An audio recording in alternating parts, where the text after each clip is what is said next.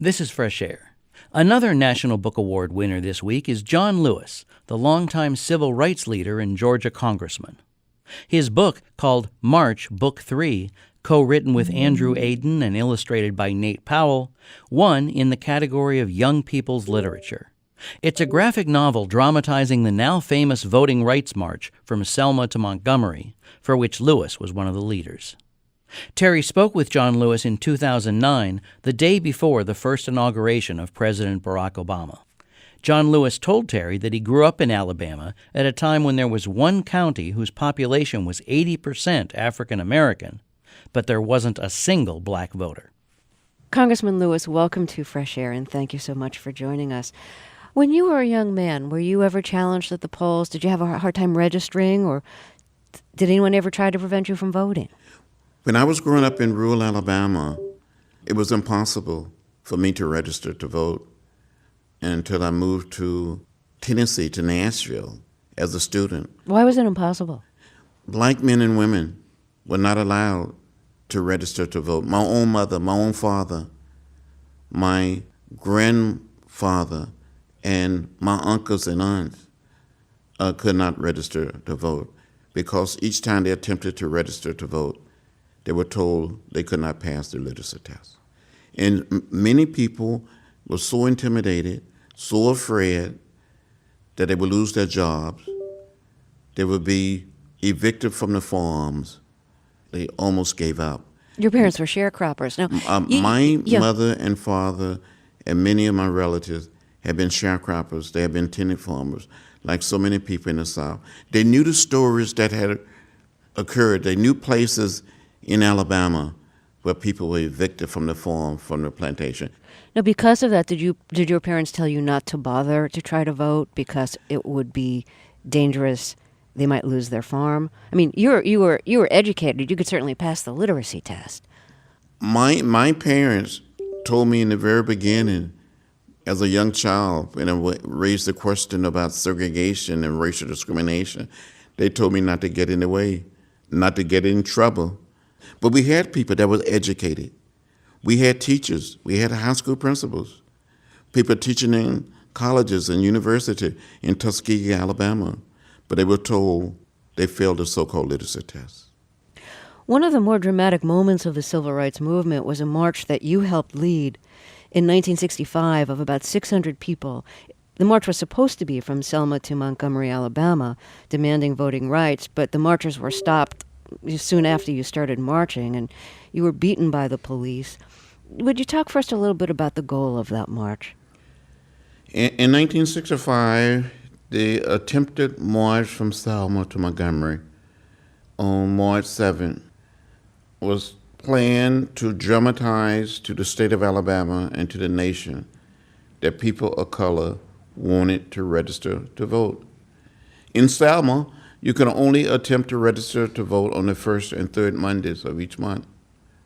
You had to go down to the courthouse and get a copy of the so-called literacy test and attempt to pass the test. And people have stood in line day in and day out, failing to get a copy of the test or failing to pass the test. So after several hundred people had been arrested and people had been beaten and one young man had been shot and killed, we decided to march.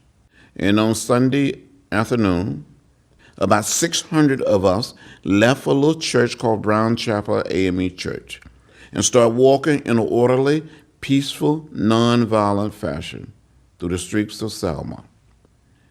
We were walking in twos, no one saying a word. We came to the edge of the bridge, crossing the Alabama River. We continued to walk. We came to the highest point on the Edmund Pettus Bridge.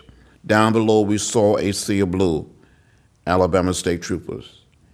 And a man identified himself and said, "I am Major John Cloud of the Alabama State Troopers. This is an unlawful march. I give you 3 minutes to disperse and return to your church." In less than a minute and a half, the major said, "Troopers, advance." And you saw these men putting on their gas masks. They came toward us, beating us with bullwhips, nightsticks, tripping us with horses, and releasing the tear gas. I was hit in the head by a state trooper with a nightstick. I thought I was going to die.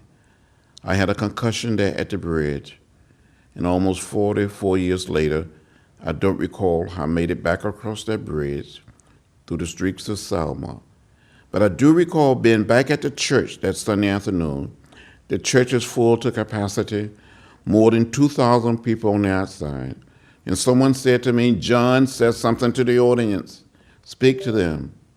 And I stood up and said something like, "I don't understand it, how President Johnson can send troops to Vietnam, but cannot send troops to Selma, Alabama, to protect people who only desires to register to vote."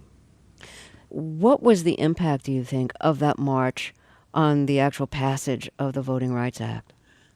The march created a sense of righteous indignation among the American people. When they saw the photographs, when they read the stories, when they heard the news on the radio or watched it on television, they didn't like it. A few days after Bloody Sunday, there was demonstration in more than 80 American cities. People were demanding that the government act. President Johnson didn't like what he saw. He called Governor Wallace, the governor of Alabama at the time, to come to Washington and try to get assurance from the governor that he would be able to protect us if we decided to march again. The governor could not assure the president. So President Johnson federalized the Alabama National Guard, called out part of the United States military. And 8 days after Bloody Sunday, President Lyndon Johnson spoke to a joint session of the Congress and made one of the most meaningful speeches any American president had made in modern time on the whole question of voting rights, and introduced the Voting Rights Act. And at one point in the speech, before President Johnson concluded the speech, he said, "And we shall overcome, and we shall overcome." I looked at Dr. King, tears came down his face, and we all cried a little to hear President Johnson say, "And we shall overcome." And he said to me and to others in the room, "We will make it from Selma to Montgomery, and the Voting Rights Act will be passed." Finally, 2 weeks after Bloody Sunday, we started on the third effort to make it from Selma to Montgomery. 300 of us marched all of the way, but by the time we walked into Montgomery, there were more than 25,000. And that effort led the Congress to debate the Voting Rights Act and pass that act, and President Johnson signed it into law in August of 1965. Can you talk a little bit about how your mindset changed to go from what your parents told you, which was, don't make trouble, it's too risky, to making a lot of trouble, to leading marches, to be willing to get beaten on the head and knocked unconscious to stand up for what you thought was right? But growing up, I saw segregation. I saw racial discrimination. I saw those signs that said white men, white women, colored women, white waiting, and I didn't like it. I would ask my mother and ask my parents over and over again, why? They said, that's the way it is. Don't get in the way, don't get in trouble. I was so inspired by Rosa Parks in 1955. I was 15 years old. I was inspired by Martin Luther King Jr. I heard his words on an old radio, and it seemed like he was saying to me, "John Lewis, you too can make a contribution." He was speaking at a church in Montgomery, and he was saying in effect that we must not just be concerned about the pearly gates and the streets with milk and honey. We have to be concerned about the streets of Montgomery and the doors of Woolworth, that we had to be concerned about jobs, about blacks working as cashiers, and bring down those signs. I was so inspired by Dr. King that in 1956, with some of my brothers and sisters and first cousins, I was only 16 years old. We went down to the public library trying to check out some books. And we were told by the librarian that the library was for whites only and not for colors. It was a public library. I never went back to that public library until July 5th, 1998. By this time I'm in the Congress. for a book signing of my book, Walking with the Wind. Your memoir. And they gave me a library card after the program was over. I was inspired. I studied the philosophy and the discipline of nonviolence in Nashville as a student. And I started sitting in the fall of 1959 and got arrested the first time in February 1960. Congressman John Lewis, thank you so much for talking with us. Well, thank you very much. Thank you. Georgia Congressman John Lewis speaking to Terry Gross in 2009. His graphic novel about his civil rights activities, March Book 3, just won the National Book Award for Young People's Literature. Here's what he said at the awards ceremony.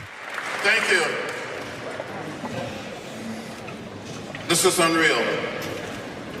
This is unbelievable.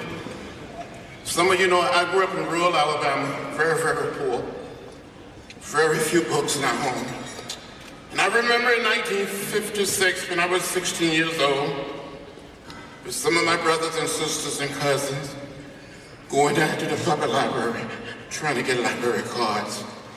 And we were told that the libraries were whites only, not for colors. And to come here and receive this award, this honor with these